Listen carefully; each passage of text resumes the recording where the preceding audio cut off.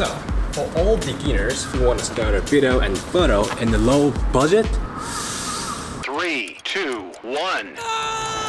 is Sony A7 III still worth it in 2022? Now there's a lot of high-spec expensive cameras like Sony A7 IV, A7S III, FX3, Alpha 1. People are saying they are great cameras. Oh, by the way, my name is Ken, and how's it going, people? Welcome back to another new video. Okay, so for example, you are the beginner. Yeah, you. And you want to start a video and photo with Sony. And the big problem falls on your face. What camera should you buy? A7 III?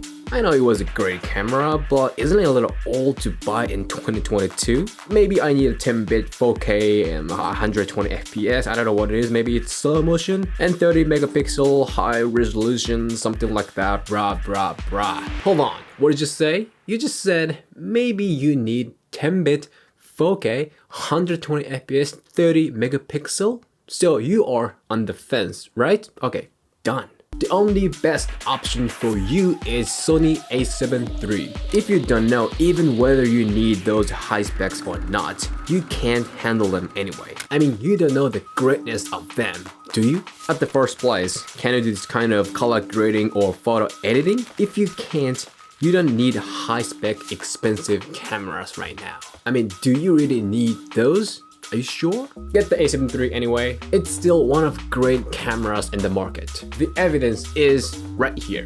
Me. I made a lot of B-rolls, short films, and photos like those, and I think they look good, and I'm still using it. I think I gotta end this intro soon. It's killing me when I edit this. So today, I'm gonna destroy this stupid question: is Sony A7 III still worth it in 2022? With 3 powerful strengths of A7 III.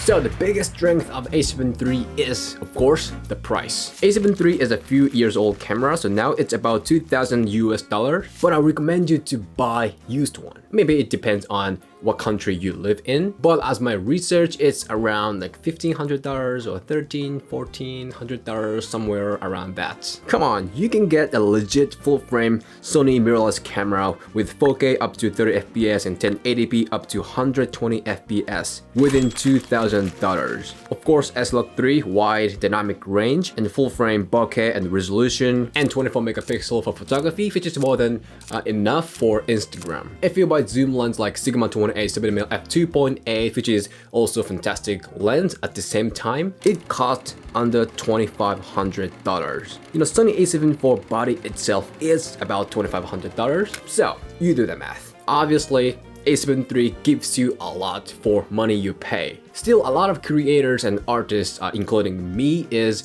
using Sony A7 III for generating high quality content. So if you're on the fence about deciding cameras and lenses, get this A7 III and some budget, good quality zoom lens. Believe me, it's gonna produce amazingly high quality results. How good? Glad you asked. So the next strength is the video performance more than the standard level. Well, it's kind of hard to decide what is standard, what is average. But what I want to say is this can produce the amazingly high quality videos. First of all, it's a full frame. It got 4K and 120 FPS slow motion at 1080p. Some might say, not 4K, 120 FPS, but still it's usable. And sometimes I use it on 4K timeline by cropping. And as long as you use it for social media like Instagram and YouTube, image doesn't get rough even if you crop it. So yeah, not that big deal without 4K 120 FPS. And wide dynamic range works perfectly when you color grade. So it's 8-bit. So do you have this kind of friend around you, like who is saying, get the 10-bit, 10-bit is God, 8-bit sucks, like ditch 8-bit.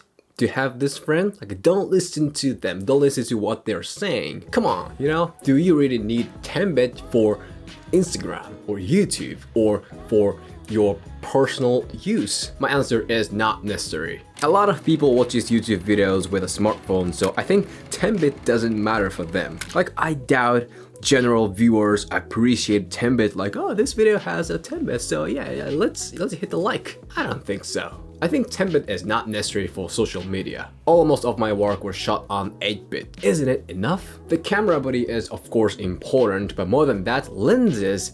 The lens is also really huge part which decides the image quality. So photography lovers, don't worry, I'll talk about that too. Actually, this A7 III is the good hybrid camera. Photography performance is great as the video. 24 megapixel, enough. Of course, it can shoot RAW, so 24 megapixel RAW, you are given the great gift.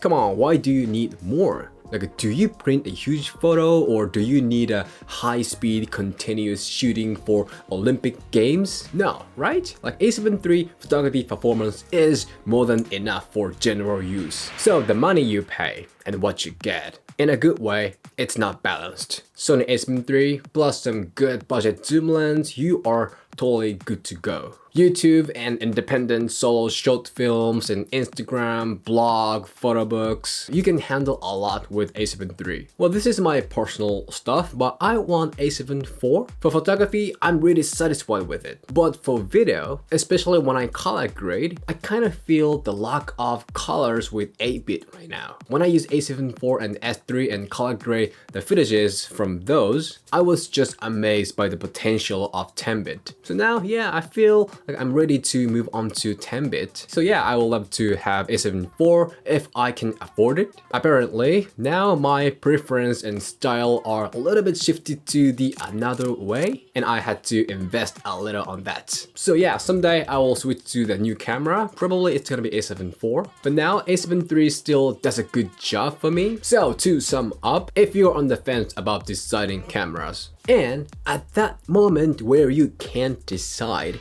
that means you are beginner and you don't know what you're doing. No offense. Sometimes I get harsh on you, but inside of the intention of my words, there is a love. I just want you to grab the best camera for you. So if you don't know what to do, get the A7 III, period. Actually, let me speak a little bit more. Yeah, I get it. You know, there's a bunch of videos about expensive high-spec cameras. I did that too. And I am planning to do more in the future. And I understand they make you think like, oh, I should get them. Like, I should get latest cameras and latest lenses. I understand they make you think like that. But what I want to say is, don't let the trend control your life. Like, don't be confused by the price tag.